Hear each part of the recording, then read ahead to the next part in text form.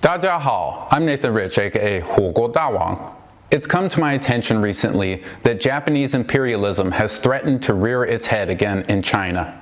It's taken to outright threaten military invasion of China. So let me get straight to the point and be the second person to warn you. If Japanese imperialism does rear its head in China again, it falls on the Chinese military to decisively chop its filthy neck.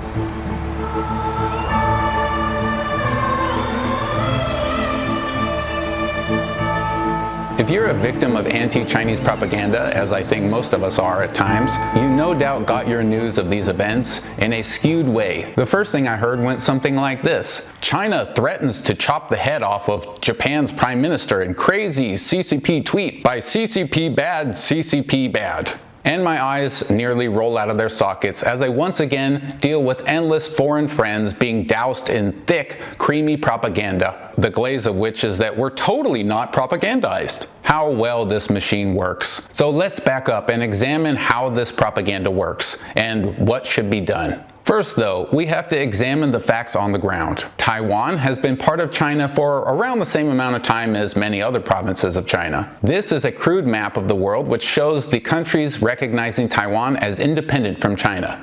No, not the green ones, the red ones. Basically none of them, which means it's not a de jure country. The number of countries claiming Taiwan as somehow separate than China is actually going down over time, not up. You can see my thorough debunking of the far-right neocon Taiwan as a country lie in my video about the subject. Taiwan is an area of China which is militarily occupied by the defunct losing side of the ongoing Chinese Civil War. Japan and the United States, in case you didn't know, and every other country in green on this map officially recognizes that there's only one China, and they at the very least formally acknowledge China's position that Taiwan is part of China. The United States, in particular, has repeatedly broken its promises to China by arming the Taiwan rebels, and its far-right politicians occasionally try to inflame the situation in China vis-a-vis Taiwan, but always fall short of trying to establish any official recognition of the rebel state. This is because they choose to maintain relations with the official government of China. Internationally speaking, it's rather unpalatable for countries to outright militarily and legally support a rebel state within a state,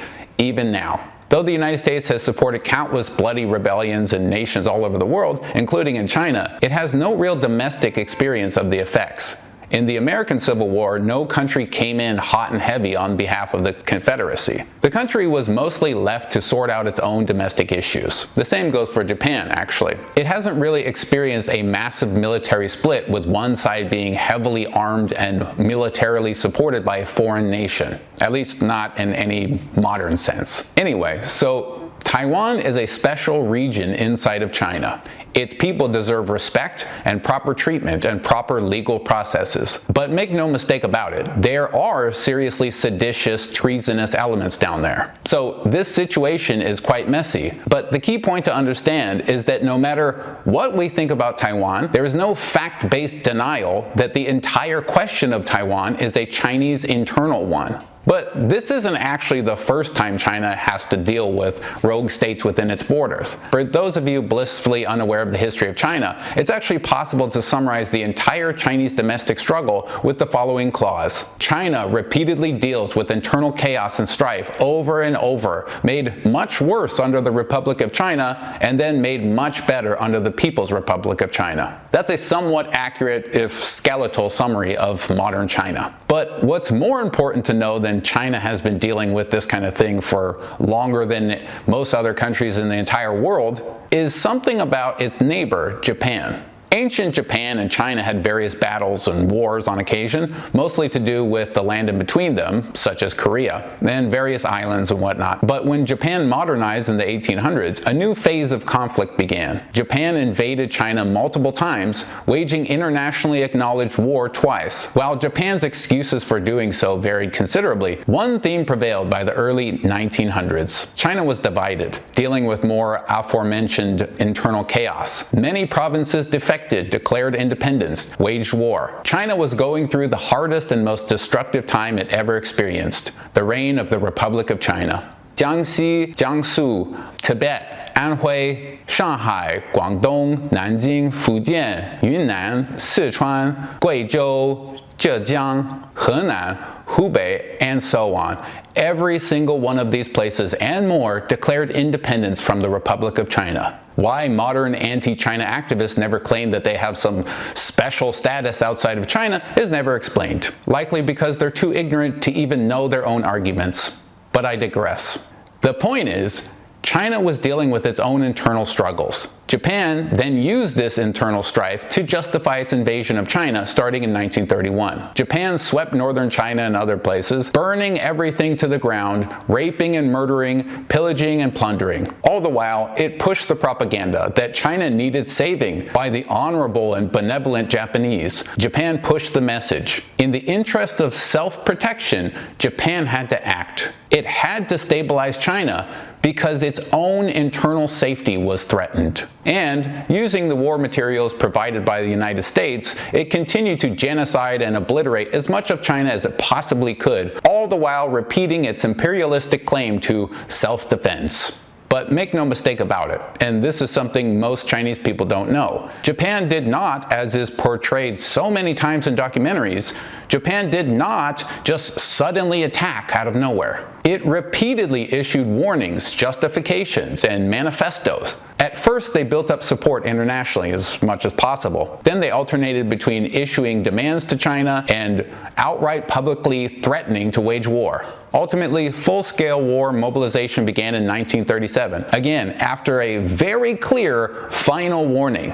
But all of that was made possible by Japan's blankly stated fact. It needed to preserve its own security and self-interest by protecting, arming, supporting, and militarily joining internal Chinese rebel states in their defiance of the Chinese central government. That's how and why, at least publicly, Japan entered China to conquest and destroy it. Can you believe that in those days simply claiming another country's domestic issues threaten your own national security without any logic or evidence was enough to fool the majority of people? But we're so much smarter than that now, aren't we? We're not as stupid and backwards as the world citizens of 1931, right? I mean, we have AI that can sort of draw human hands now. We have electric cars. We're super smart. Or at least that's what someone from 1931 may have thought about the futuristic utopia of intelligence called 2025. The reality, however, is that we are just as stupid as back then. Maybe more stupid, actually. We know we're at least as stupid because Japan has just produced a similar warning to China, and not only are people falling for it,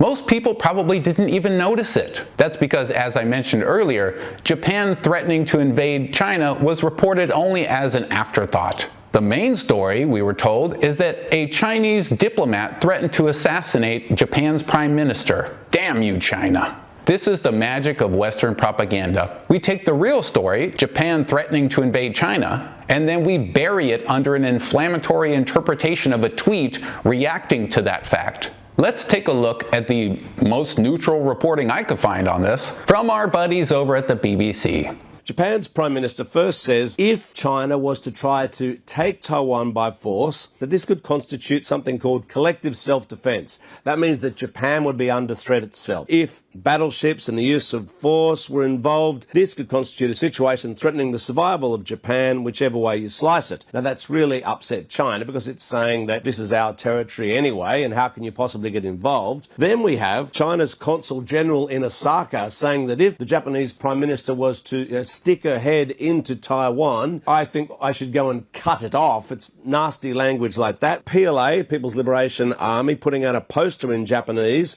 saying that if Japan was to in any way get involved in a conflict over Taiwan, that this would constitute an invasion of China and that there would be a strong fight back from China on this front. And then on top of that, we've got the People's Daily, which is the most important newspaper here for the Communist Party, saying that Japan is attempting to revive its wartime militarism. Well, no background is given, but I suppose that's okay because it's just a quick blurb. So let's break this down so we can all understand how the BBC is reporting this. Japan's Prime Minister has just threatened to invade China on behalf of the rogue Taiwan government. And then you say a Chinese diplomat said, what was it again? If the Japanese Prime Minister was to stick her head into Taiwan, I think I should go and cut it off. It's nasty language like that. Well, I didn't find that exactly. What I found was this tweet. According to Deep L, what it says is, "That filthy neck that barged in uninvited, I'll cut it off without a moment's hesitation."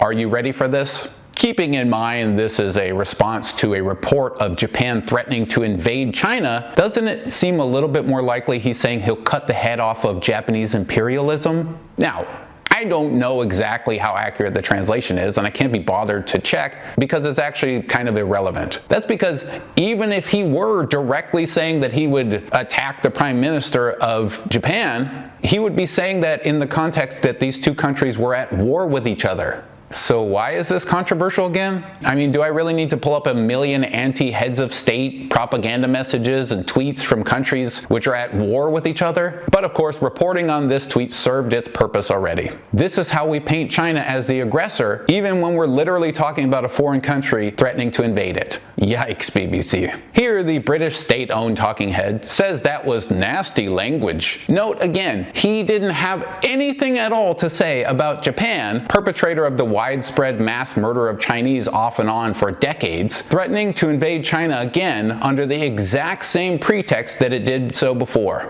Not a single word. No, the thing that's nasty is China barking back in a pissed off way. BBC's message for China? Take it. Just take it. Japan will say and do whatever it wants to you, and you will just take it like an obedient dog.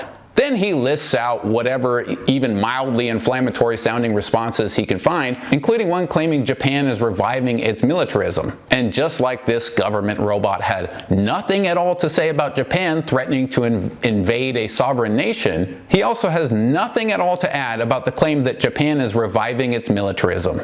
And what do you know? The second you search anything about this claim, you immediately find it's 100% true.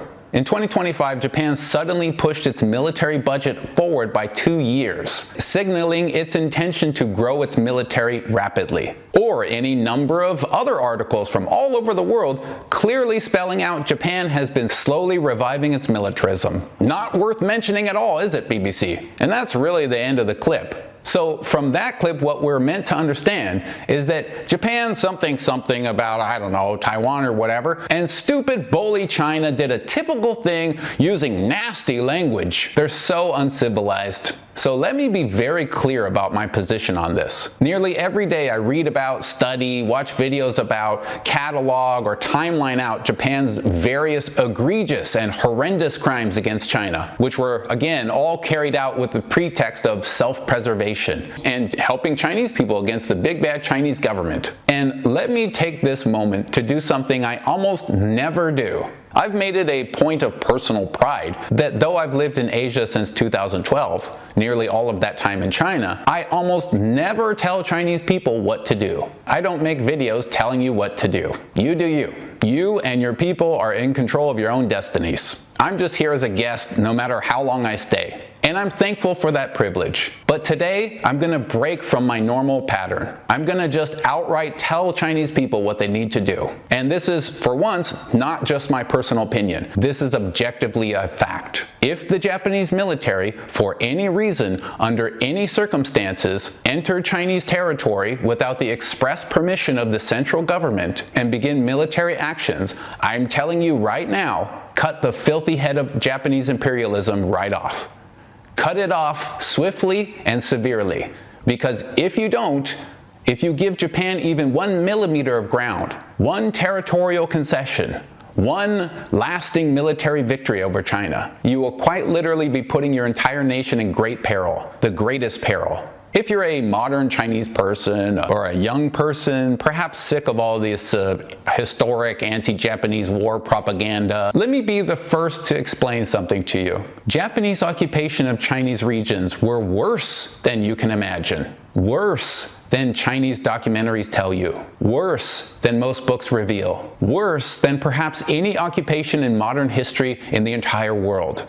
And it all started with Japan claiming self-defense and then facing a China that was hesitant to fight back. The Republic of China let Japan extend its claws into the mainland year after year, avoiding every opportunity to strike back until it was literally forced to do so by those dastardly communists. Again, I'm not going to bore you with any more history details. If you're Chinese, whether or not you understand or believe or appreciate your own history, even if you're going to get angry at some random long-haired foreigner coming into your country and telling you what to do, I don't care. This time, I don't care. I'm telling you specifically. If Japan rears its military imperialist head in your country, you chop that filthy neck without hesitation. You have been warned. And that's how I feel about this. Until next time, I'm Nathan Rich. Thanks everybody. 谢谢.